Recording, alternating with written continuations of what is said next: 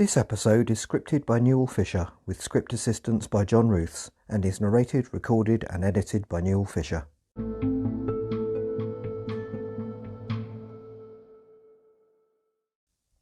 Hello, and welcome to the Watership Down podcast, episode 75, in which we will be going through section 16 of the 1978 film, The Raid. One bit of borough keeping this week. On Twitter, Watership Down Research, handle @WatershipDown40, has tweeted the following, quote, "Exciting. Screenings of Watership Down forthcoming at the London BFI in September, ahead of the new 4K restoration Blu-ray release in October. Tickets for the screenings go on sale tomorrow, August 4th, end quote." And there is a link. BFI stands for British Film Institute, by the way. It also seems the film will be available on BFI Ultra HD online. This would presumably explain why it's been impossible to buy the 1978 film online for a while now. However, now things are ramping up for the 50th anniversary of the publication of the book in November. Exciting times. Anyway, let's go down to the farm.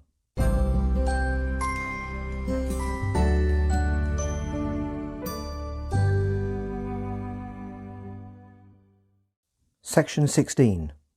The Raid. This section covers from 46 minutes 50 to 50 minutes, and the equivalent chapter from the book is chapter 25, The Raid.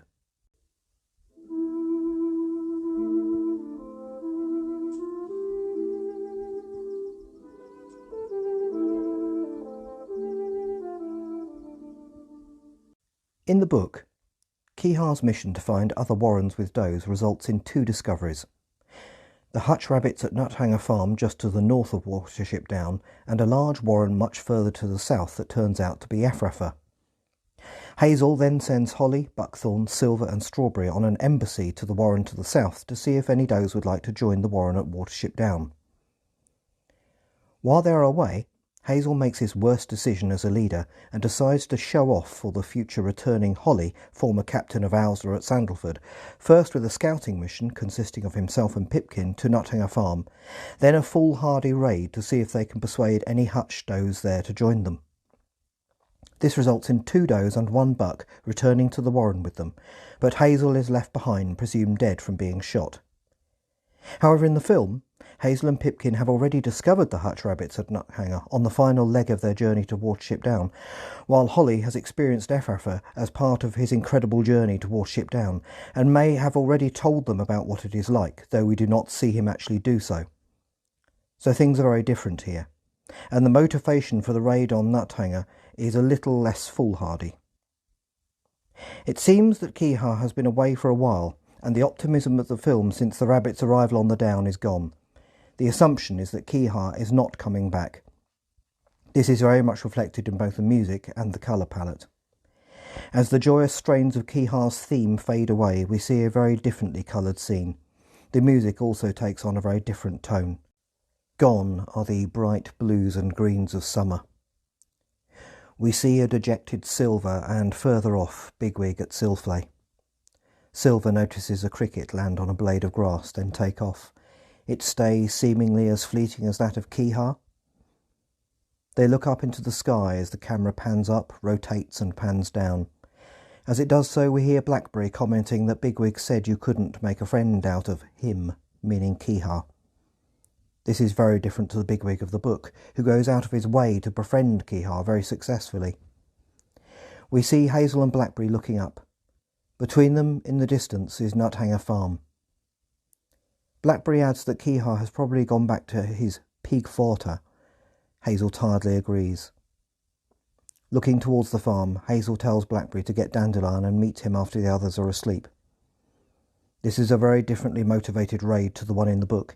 Here the raid is more an act of desperation, as obtaining hutch does from Nuthanger Farm seems to be their only remaining option. As the shot dissolves to a closer one of Nuthanger Farm at night, we hear Fiver trying to ask Hazel not to go, and Hazel reassuring him that he will be fine and will take great care.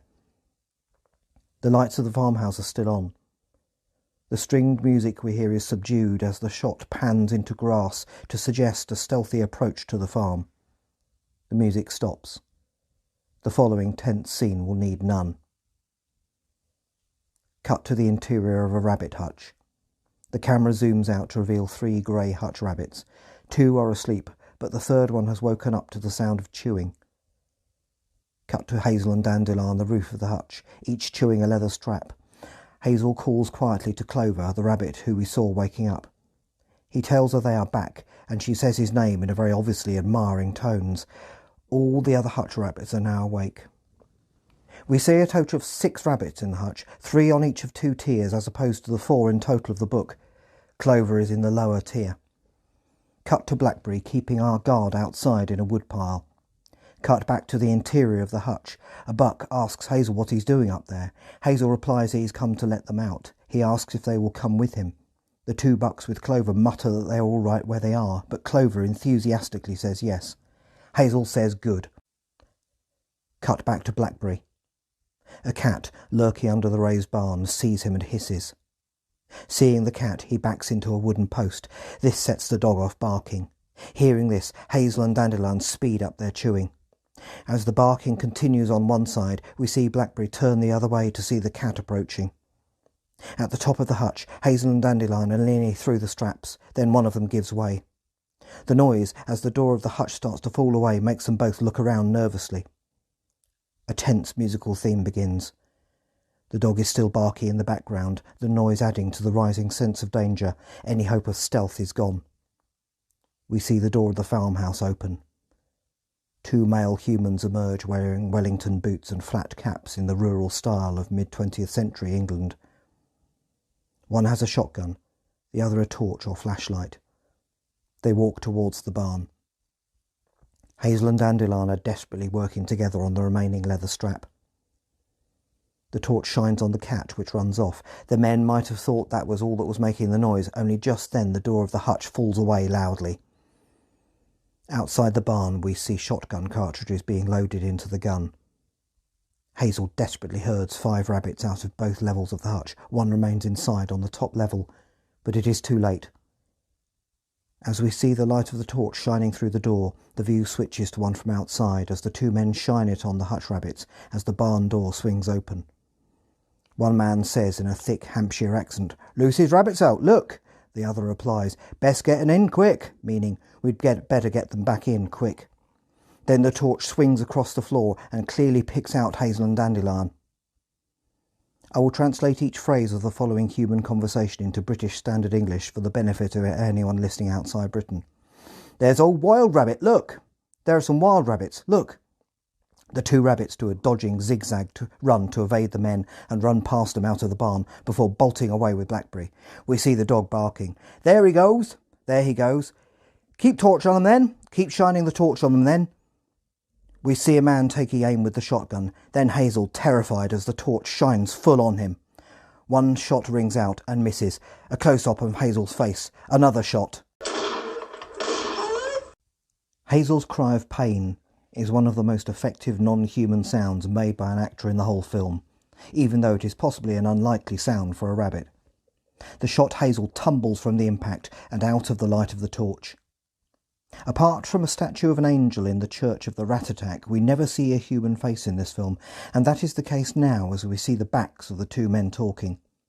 This is their conversation, again translated into British Standard English. "I don't rightly know, John, whether you hit he or not. I'm not sure, John, whether you hit him or not. I reckon he's in their nettles. I think he's in those nettles. Have a look then. Have a look then." We see the light of the torch shining on the nettles. "Oh, I hit him all right. There's blood down there, see? Oh, I hit him all right. That's blood down there, do you see?" As the men spot the blood, we see Dandelion and Blackberry arrive at the farm gate in the dark. They pause, looking towards the farm, then at each other. "Ah, well, that don't signify. He might be a long ways off by now. I reckon you've lost he." "Ah, well, that doesn't mean anything. He might be a long way away by now. I reckon you've lost him." After one more glance back at the farm, they run away down the lane. "Ah, no, we ain't. Oh, no, we haven't." The dog returns to his kennel and yawns. "Ah, well, us can't go beggaring up and down here half the bloody night. We got to catch them as got out the hutch. Oh, well, we can't go messing around up and down here half the bloody night. We've got to catch those who've got out of the hutch."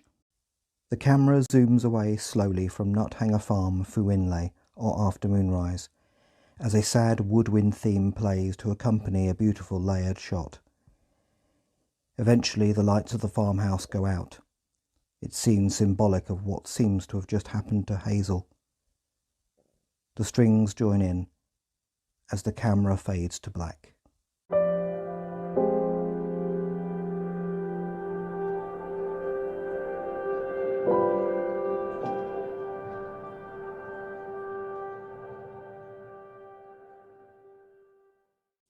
Comparison with the book.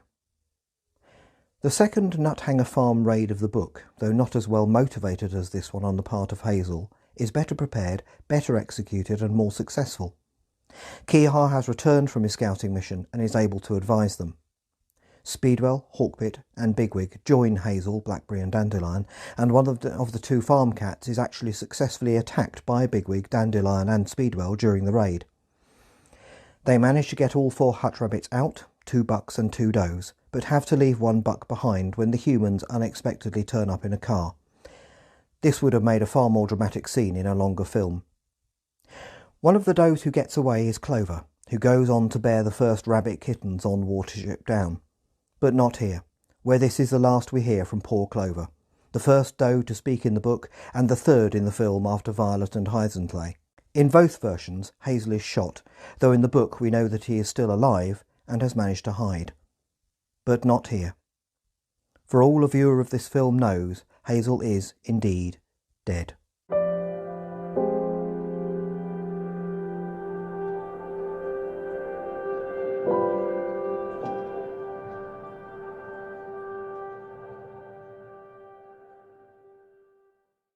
Next time, Fiver refuses to accept the death of his brother and goes on a dream quest as a familiar song plays.